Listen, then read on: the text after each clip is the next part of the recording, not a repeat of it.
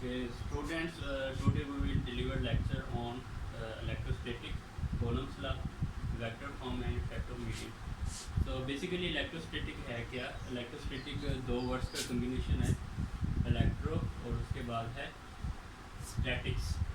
Electro का मतलब होता है चार्ज और स्टैटिक का मतलब होता है at rest. It means this is the branch of physics in which we study about the charges at rest under the action of electric force.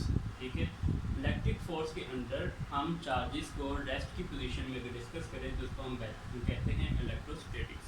अब यहाँ पे एक टर्म हमने और यूज़ की है, उसको हम कहते हैं इलेक्ट्रिक फोर्स। इलेक्ट्रिक फोर्स क्या है कि पॉजिटिव चार्ज या नेगेटिव चार्जेस के दरमियान जो फोर्स होती है उसको हम कहते हैं इलेक्ट्रिक फोर्स।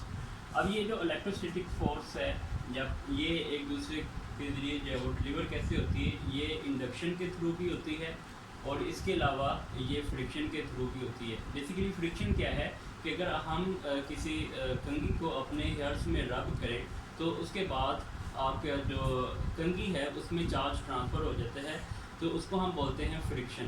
अब इसी जो कंघी को हम लें और हाथों में हम कुछ कागज़ के पीसेज रख लें, फिर उसको कंघी को उसके पास लेके आएँ तो वो जो पीसेज जब उसके पास जाएंगे वो ऐसे उठ पाएंगे। ये बचपन में हम करते भी थे। तो ये बेसिकली क्या है, इलेक्ट्रोस्टैटिक इंडक्शन है। अब नेक्स्ट हम डिस्कस करते हैं इलेक्ट्रोस्टैटिक का आगे नेक्स्ट जो सब आर्टिकल है वो है कूलम्ब लॉ। कूलम्ब लॉ के आगे जो है वो फर्दर हम डिवाइड करते हैं इनको नेक्स्ट पोर्शन में, वेक्टर फॉर्म है और इफेक्ट ऑफ मीडियम है। कूलम्ब लॉ के बेसिकली 3 पार्ट्स हैं। तो कूलम्ब लॉ को हम मैथमेटिकली लिखने से पहले मैं इसकी डेफिनेशन आपको बताता हूँ।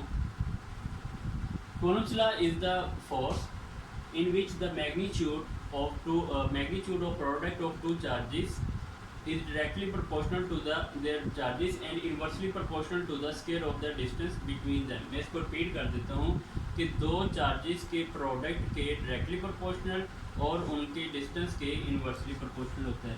अब इसी को मैं मैथमेटिकली लिखूँगा तो F is directly proportional to Q1 Q2 आ जाएगा। इसको इक्वेशन 1 का नेम दे दूंगा।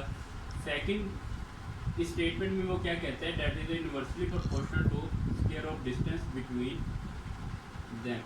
अब इन दोनों इक्वेशंस को हम कंबाइन कर देंगे, ये आ जाएगा F is directly proportional to Q1 Q2 over R square आ जाएगा।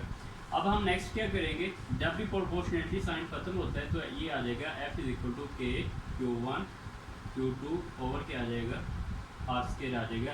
तो ये बेसिकली ये मैथमेटिकल एक्सप्रेशन था और ये आगे उसकी क्या आ जाएगी, डेरिवेशन आ जाएगी।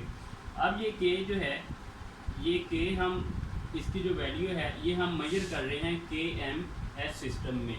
ठीक है, डेफिनेटली इसको जब हम CGS सिस्टम में लेके जाएंगे तो इसकी वैल्यू डिफ़र कर जाएगी। अब KMS में इसकी वैल्यू क्या है, वो है हमारे पास 9 multiply by 10⁹ newton metre square पर कूलम्ब स्क्वायर आ जाता है। ठीक है, अब ये K की वैल्यू जब हम इसको मैथमेटिकली लिख लेते हैं, इसकी एक और जो वो एक्सप्रेशन है K is equal to 1/4 pi epsilon naught. और ये एप्सिलॉन नॉट को अगर हम यहाँ पे इसकी वैल्यूज पुट करें तो हमारे पास की ऊपर वाली वैल्यू आ जाती है। अब ये एप्सिलॉन नॉट क्या है, एप्सिलॉन नॉट क्या है, ये हमारे पास फ्री स्पेस है। अब एप्सिलॉन नॉट की भी वैल्यू एग्जिस्ट करती है, दैट इज 8.85 मल्टीप्लाई बाय 10⁻⁻12। ये जो यूनिट्स हैं ये इसके उल्टे हो जाएंगे, C माइनस स्क्वायर पर न्यूटन मीटर स्क्वायर आ जाएगा। ठीक है, अब स्टूडेंट्स यहाँ पे हम लिख सकते हैं F is equal to 1/4 pi epsilon naught Q1 Q2 over क्या आ जाएगा हमारे पास R स्क्वायर आ जाता है। अब नेक्स्ट इसका जो पोर्शन है वो है वेक्टर फॉर्म। वेक्टर फॉर्म क्या है, बेसिकली जनरल इसकी फॉर्म में लिख देता हूँ, F vector is equal to F unit vector आ जाता है। ठीक है, अब स्टूडेंट यहाँ पे एक बहुत ही इंपॉर्टेंट मैं आपको टर्म बता रहा हूँ, वो है म्यूचुअल फोर्स का। म्यूचुअल फोर्स क्या है, इसको मैं आपको जनरल एग्जांपल बताता हूँ। वो ये है कि अगर सन और अर्थ, अब इन दोनों का कंपैरिजन करें तो सन बहुत बड़ी, उसका मास बहुत ज़्यादा है। तो हम अगर ये क्वेश्चन करें कि सन की ग्रेविटेशनल फोर्स ज़्यादा है या फिर सूरज की अर्थ की ग्रेविटेशनल फोर्स ज़्यादा है, तो आप लोग यकीनन यही कहेंगे कि सन की ग्रेविटेशनल फोर्स ज़्यादा है। ये आंसर गलत है, ठीक है। अर्थ और सूरज दोनों को मिला के जब फोर्स एग्जिस्ट करती है तो उसको हम बोलते हैं ग्रेविटेशनल फोर्स, ठीक है। इसलिए हम इसको कहेंगे म्यूचुअल फोर्स। डेफिनेटली यहाँ पे भी जो दो चार्जेस हैं, पॉजिटिव चार्जेस हैं या नेगेटिव चार्जेस हैं, वो एक दूसरे के ऊपर जब फोर्स म्यूचुअल फोर्स एग्जिस्ट करेंगे तो देन उसका हम इफेक्ट स्टडी करते हैं। लेट्स सपोज ये हमारे पास Q1 है और ये Q2 है और Q1 Q2 पे फोर्स एग्जिस्ट कर रहा है, ठीक है। तो हम इसको मैथमेटिकली लिखेंगे क्या कि जिस पे फोर्स लग रही है उसका हम नंबर पहले लिखेंगे और जिसकी वजह से लग रही है हम उसको बाद में लिखेंगे। अब अगर हम इसको कॉलम लॉ के पर्सपेक्टिव लिखेंगे तो ये हमारे पास आ जाएगा F is equal to 1/4 pi epsilon naught Q1 Q2 over R square, और यहाँ पे आ जाएगा हमारे पास R12 यूनिट वेक्टर, ठीक है। अब नेक्स्ट हम डिस्कस करते हैं, ये हमारे पास Q1 है, ये हमारे पास Q2 है। और लेट्स सपोज ये हमारे पास Q2 जो है वो Q1 पे फोर्स लगा रहा है, तो ये हमारे पास क्या आ जाएगा F12 is equal to 1/4 pi epsilon naught Q1 Q2 over R square, ये हमारे पास आ जाएगा R21 यूनिट वेक्टर आ जाएगा, ठीक है। और यहाँ पे ये हमारे पास फाइनली आ जाएगा F12 is equal to F21। इसका मतलब क्या है स्टूडेंट्स? इसका मतलब ये है कि दोनों यहाँ पे नेगेटिव साइन भी आएगा कि ये एक दूसरे के ऊपर फोर्सेस लगा रहे हैं लेकिन इनकी डायरेक्शन क्या होगी, अपोजिट होगी। लास्ट इसका पार्ट हम डिस्कस करने जा रहे हैं वो है इफेक्ट ऑफ मीडियम, जिसके मैं मैथमेटिकली फॉर्म लिखूंगा FR is equal to F over epsilon R। ये बेसिकली है क्या, ये एक्सप्रेशन क्या बता रहे हैं? इसका मतलब ये है कि लेट्स सपोज हमारे पास ये दो चार्जेस हैं, इन दो चार्जेस के दरमियान मैं कोई भी मीडियम प्लेस कर देता हूँ, इंसुलेटर।